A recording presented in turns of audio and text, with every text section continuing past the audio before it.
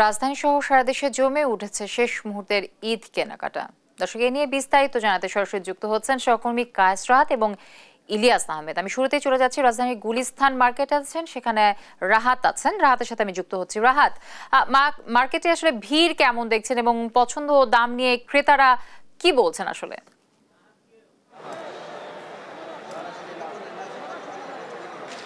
ধন্যবাদ জ্যোতি। যেমনটি জানেন যে আমি এই মুহূর্তে রয়েছে গুলিস্তানে, যেখানে দেখতেই পাচ্ছেন আমার পেছনে জমে উঠেছে ঈদের বাজার। কিন্তু এই ঈদের বাজারে গুলিস্তানে বরাবর যেমনটি ক্রেতা আমরা দেখতে পাই তেমনটি ক্রেতার সমাগম এবার হচ্ছে না বলে জানিয়েছেন বিক্রেতারা। বলছেন যে ঈদের বাজারে নিম্ন বা নিম্ন মধ্যবিত্ত থেকে শুরু করে যারা মূলত একটু নিম্ন আয়ের মানুষ তারা কিন্তু এই গুলিস্তানের এই যে ফুটপাতের যে দোকানগুলো রয়েছে সেই দোকানগুলোর উপর ভরসা করেই তারা সাধারণত তাদের যে ঈদের বাজার সেই বাজারটি করে থাকেন। তো সেই বাজারের ক্ষেত্রে আমরা এবার গুলিস্তানে এসে যেটি দেখতে পেয়েছি, যে চিত্রটি দেখতে পেয়েছি সেটি হচ্ছে যে দোকানের কিন্তু এখানে কোনো অপ্রতুলতা নেই বা পণ্যের যে অপ্রতুল সেটি নেই। আবার দামের ক্ষেত্রে ক্রেতারা বলছেন যে কিছুটা বেশি, বিক্রেতাদের ক্ষেত্রেও শোনা যাচ্ছে একই কথা, যে বিক্রেতারাও বলছেন যে বরাবর যেই দামে তারা বিক্রি করেন তার তুলনায় ঈদের বাজার অনুযায়ী দাম কিছুটা বৃদ্ধি পেয়েছে এবং যদিও এটার দায় তারা তাদের ঘাড়ে নিতে নারাজ। বলছেন যে কোম্পানিগুলো যেগুলো রয়েছে, অর্থাৎ যেই কোম্পানিগুলো তাদেরকে এই পণ্যগুলো সরবরাহ করে থাকেন তারাই তাদের দিক থেকে দাম বৃদ্ধি করেছেন। অন্যদিকে আমরা এখানে এসে যেটি দেখতে পেয়েছি ক্রেতাদের এখানে মিশ্র অভিমত আমরা পেয়েছি। ক্রেতারা বলছেন যে কয়েকটি পণ্যের ক্ষেত্রে যেমন শার্ট প্যান্ট বা এই ধরনের পণ্যের ক্ষেত্রে তারা দামটা কিছুটা কম পেয়েছেন অন্যান্য জায়গার তুলনায়।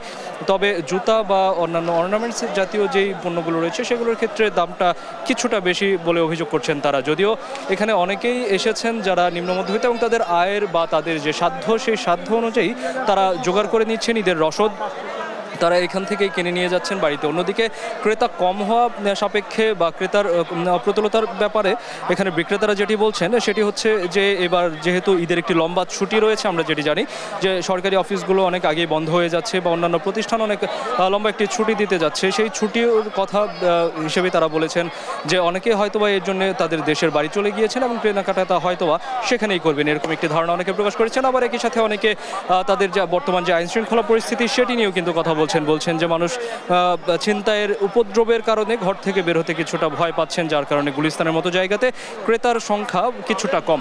এই অভিযোগগুলো নিয়ে আসলে এখনো গুলিস্তানের যে বেচাকেনা সেটি চলছে এবং বিক্রেতাদের কাছ থেকে আরেকটি বিষয় আমরা যেটি জানতে পেরেছি সেটি হচ্ছে যে ঈদ যত ঘনিয়ে আসবে, অর্থাৎ ঈদ যত কাছে আসতে থাকবে, এই বিক্রেতাদের বিশ্বাস যে ক্রেতার পরিমাণ তত বাড়তে থাকবে এবং একই সাথে তাদের যে বিক্রয় সেটিও জমজমাট হতে থাকবে।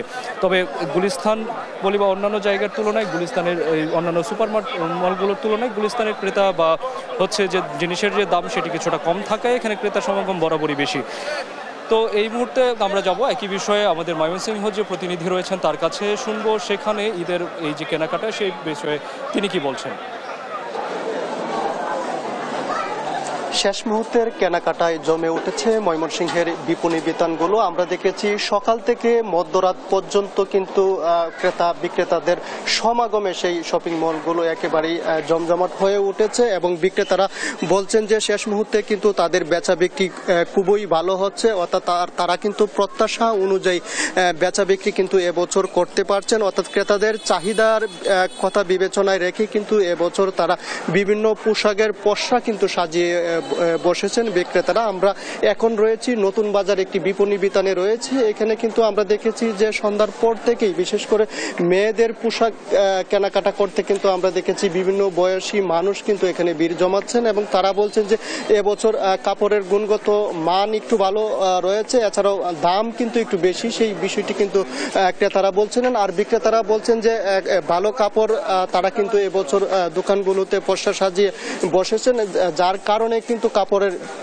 দাম একটু কিন্তু বেশি, সেই বিষয়টি কিন্তু বিক্রেতারা বলছিলেন। আমরা দেখেছি যে একেবারেই পরিবারের ছোট্ট শিশুটি থেকে শুরু করে বিভিন্ন বয়সীর মানুষের কাপড় কিন্তু একেবারেই বিপণী বিতানগুলোতে পাওয়া যাচ্ছে। এছাড়াও আমরা দেখেছি ফুটপাত সহ হকার্স মার্কেটগুলোতেও কিন্তু দিনভর কিন্তু ক্রেতা বিক্রেতাদের একেবারেই জমজমাট বেচা বিক্রি হচ্ছে এবং প্রত্যাশা অনুযায়ী বেচা বিক্রি হচ্ছে। বিক্রেতারাও বলছেন যে তারা তাদের সাধ্য অনুযায়ী কিন্তু কেনাকাটা করতে পারছেন এবছরে। এছাড়াও এই মার্কেটগুলোকে নিরাপত্তা ব্যবস্থা জোরদার দেওয়ার জন্য কিন্তু জেলা পুলিশের পক্ষ থেকে বিশেষ মনিটরিং টিম কিন্তু প্রতিনিয়ত কাজ করছে। অর্থাৎ নতুন বাজার, গাঙ্গিনাপাড়, চরপাড়া এবং জেলা স্কুল মোড় সহ ময়মনসিংহ নগরীর বিভিন্ন গুরুত্বপূর্ণ পয়েন্টে কিন্তু সকাল থেকে মধ্যরাত পর্যন্ত আইন শৃঙ্খলা বাহিনী তারা কিন্তু তৎপর হয়ে কাজ করছেন এবং তারা বলছেন যে ক্রেতাদের নিরাপত্তা ব্যবস্থায় কিন্তু তারা তাদের যে টহল, সেই টহল কিন্তু জোরদার রেখেছেন। আমরা যদি একজন ক্রেতার সঙ্গে যুক্ত হতে চাই, জানতে চাই এবছর কাপড়ের দাম এবং কোয়ালিটি কেমন।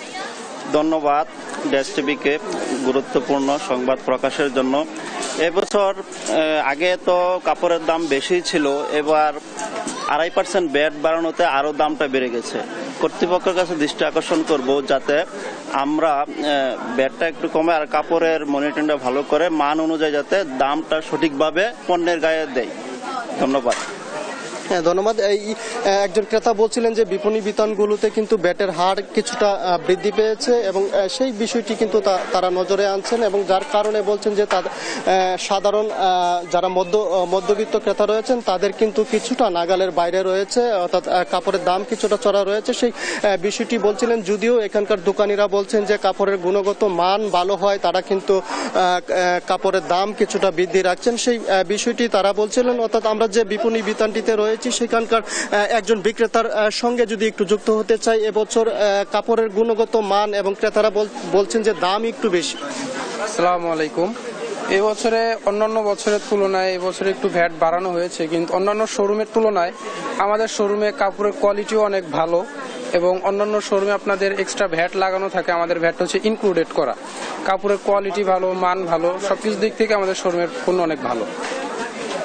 তিনি বলছিলেন যে আসলে তাদের যে দোকানের তাদের যে কাপড়ের গুণগত মান সেটি কিন্তু অত্যন্ত ভালো, সেই বিষয়টি বলছিলেন, যার কারণে কিছুটা দাম বৃদ্ধি করা হচ্ছে।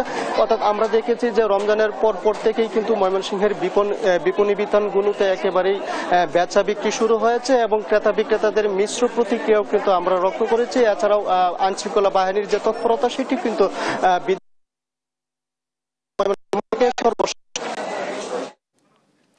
রাহাত এবং ইলিয়াস, আপনাদের দুজনকেই অসংখ্য ধন্যবাদ। দর্শক, কায়েস রাহাত গুলিস্তান মার্কেট থেকে এবং ময়মনসিংহ থেকে যুক্ত ছিলেন ইলিয়াস আহমেদ।